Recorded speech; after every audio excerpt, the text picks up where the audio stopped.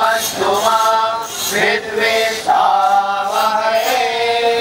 ॐ शान्ति शान्ति शान्तिः। हरि ओम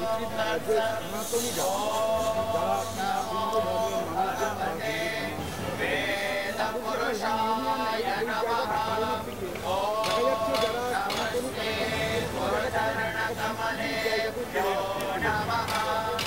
সনাতনীদের দেখুন প্রত্যেকেই একটা সংঘ শক্তি কলৌ যুগে আমরা প্রত্যেকেই এই কলিযুগের মানুষকে সংঘবদ্ধ করাই হচ্ছে ব্যাপার, যে কোনো বিষয়ে সংঘবদ্ধ হতেই হয়। সেই জন্যে ধর্ম আচরণ বা আমাদের এরকম, যেমন আমাদের কুম্ভ মেলা হয়, আমাদের 3 বছর অন্তর 5-6 বছর অন্তর এলাহাবাদে কুম্ভ মেলা হচ্ছে। এটাকে আমরা কী দৃষ্টি দিয়ে দেখবেন? এটাও তো আমাদের একটা সম্মেলন, সনাতন ধর্মের সম্মেলন যেটা চলে আসছে।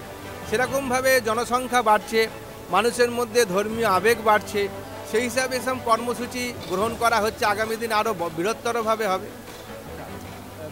একটা জিনিস যেটা হচ্ছে যে গীতাতে লেখা আছে, যখনই যখনই ভগবানের দরকার হবে, যখনই যখনই অবস্থা খুব খারাপ হবে, সাধুদের ওপর অত্যাচার হবে, তখনই ভগবান নাম দেবে।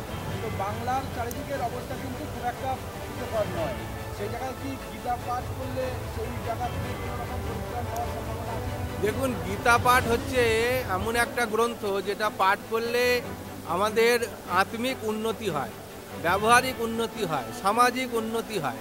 তো সেক্ষেত্রে যদি দেখা যায়, যদি তাই হয়, সেই জন্যেই ভগবান ওই জন্য বলেছেন সম্ভবামি যুগে যুগে।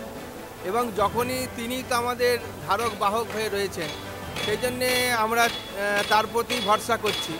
আর গীতা পাঠের মানুষের মধ্যে যেভাবে আগ্রহ বাড়ছে, তাতে মনে হচ্ছে আগামী দিনে এই গীতা পাঠের সূত্র ধরে আমাদের একটা ধর্মের, যাকে বলে আমরা যেটা সংকল্প নিয়েছি যে কৃষ্ণ কৃষ্ণ হরে হরে, গীতা পাঠ ঘরে ঘরে, ঘরে ঘরে এই প্রচলন হোক, মানুষ তার সংস্কৃতিতে ফিরুক এবং গীতা পাঠের সংস্কৃতিতে আসুক, এটাই লক্ষ্য।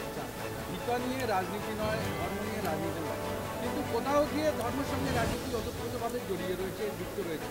তো এইটাকে খুব সুন্দরভাবে যে আলাদা করা যায়, বা ধর্মীয় জায়গাটাকে আলাদা রেখেও যে ধর্মাচরণ এবং যদি রাজনীতি বলেন, রাজনীতিটাও একটা ধর্ম, যদি সেইভাবে বিশ্বাস করা যায়, তাহলে কি ধর্ম আর এই রাজনীতির কোনো আলাদা পার্থক্য থাকে, বা এই বিষয়টা কি আপনি কী বিষয়? দেখুন, ধর্ম একটা অনেক বড় বিষয়। আমরা সবকটাকে একসঙ্গে বলে দিই ধর্ম। ধর্মের মধ্যে আমাদের যেরকম রাজনীতি একটা হচ্ছে অংশ, মানুষের যেমন আমরা সাধারণ দৈনন্দিন জীবন চর্চা করব, তাও একটা হচ্ছে ধর্মের অংশ। আমাদের বাবা হয়ে কি কর্তব্য, মা হয়ে কি কর্তব্য, আমাদের ছেলে হয়ে কর্তব্য, এগুলোতে এক একটা পাঠ, ধর্মীয় পাঠ। সেরকম রাজনীতি হচ্ছে একটা পাঠ। অতএব ধর্মের একটা পাঠ হচ্ছে রাজনীতি, এবং সেটা কখনোই আলাদা হতে পারে না। এই ইতিমধ্যেই এই গীতা পাঠ যেমন জোয়ার এনেছে বিভিন্ন জায়গাতে, তেমনি কিন্তু বিতর্ক এ নিয়ে শুরু হয়েছে। সেই জায়গায় দাঁড়িয়ে কী বলবেন? দেখুন, বিতর্ক তো ভগবান শ্রীকৃষ্ণকেও নিয়েও ছিল, বিতর্ক তো রামচন্দ্রকে নিয়েও ছিল, অতএব হ্যাঁ এবং আছেও। অতএব সে জায়গায় রামচন্দ্র আজ অবধি নিত্য পূজিত হচ্ছেন, ভগবান শ্রীকৃষ্ণ প্রত্যেকের আরাধ্য দেবতা। অতএব সেগুলোকে যদি বাদ দিয়ে আমরা যদি মাখনটাকে নিই, তাহলে পরে আমাদের মনে হয় সমাজে উপকার হবে।